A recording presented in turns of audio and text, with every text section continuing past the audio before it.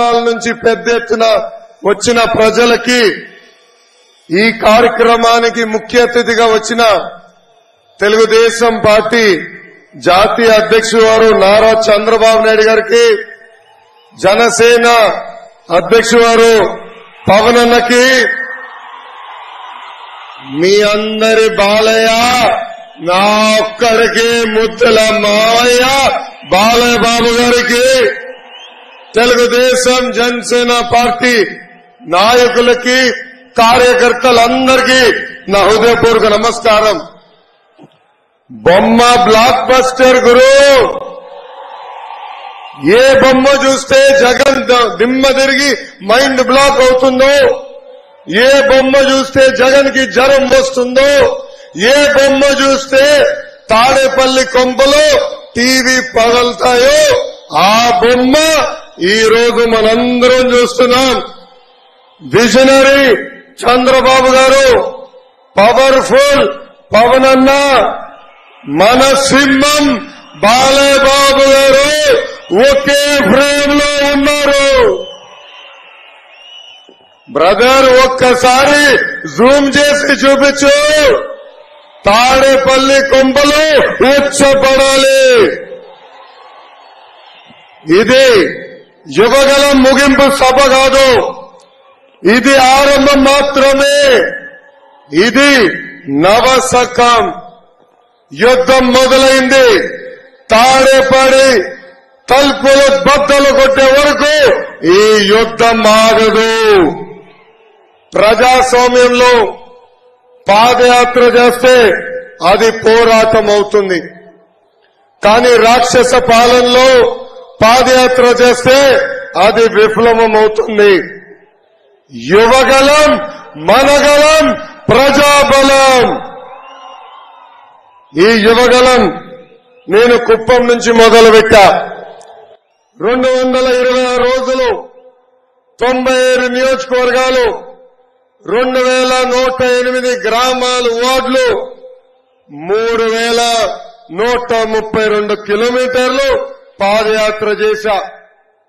ఈ యువగలం ఆపేదానికి పోలీసులు పంపించారు. అంబేద్కర్ గారు రాసిన రాజ్యాంగం చూపించి ఈ యువగలం ముందరికి సాగింది. ఈ యువగలం ఆపేదానికి ఆనాడు సైకో జగన్ జియో 1 తీసుకొచ్చాడు. ఆ రోజే చెప్పా, జియో 1 మర్చి ఎక్కడ పెట్టుకుంటావో పెట్టుకో, ఈ లోకేష్ తగ్గేదే లేదు. నా మైక్ వేగులు లాక్కున్నారు. ఇది అన్న విశ్వవిఖ్యాత నడ సార్వభౌమ స్వర్గశ్రీ నందమూరి తారక రామారావు గారు ఇచ్చిన గొంతు.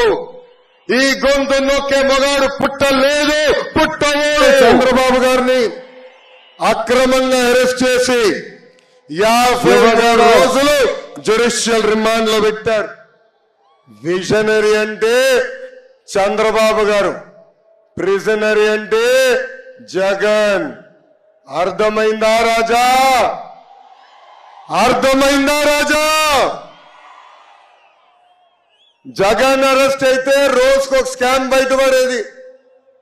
అదే చంద్రబాబు నాయుడు గారిని అరెస్ట్ చేస్తే 15 సంవత్సరాలు ముఖ్యమంత్రిగా ఆయన చేసిన సంక్షేమ అభివృద్ధి కార్యక్రమాలు బయటపడినాయి.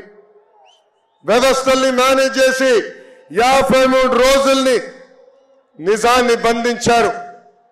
కానీ ఆఖరికి నిజమే గెలిచింది. పవన్ అన్న ఏపీకి వస్తే ఈ సైకో సైన్యానికి వణుకు.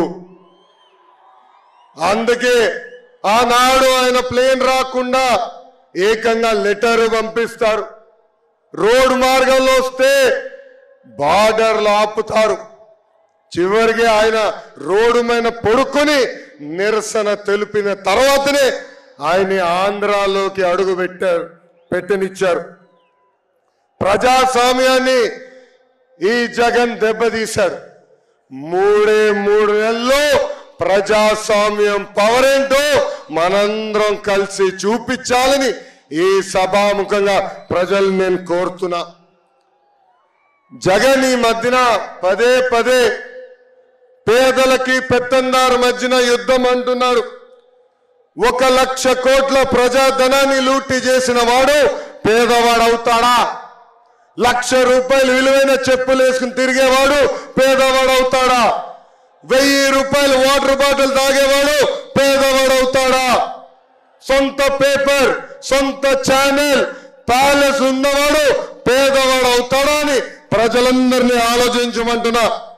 జరగబోయేది జగన్ అహంకారానికి ప్రజల ఆత్మ గౌరవం మధ్యన యుద్ధం.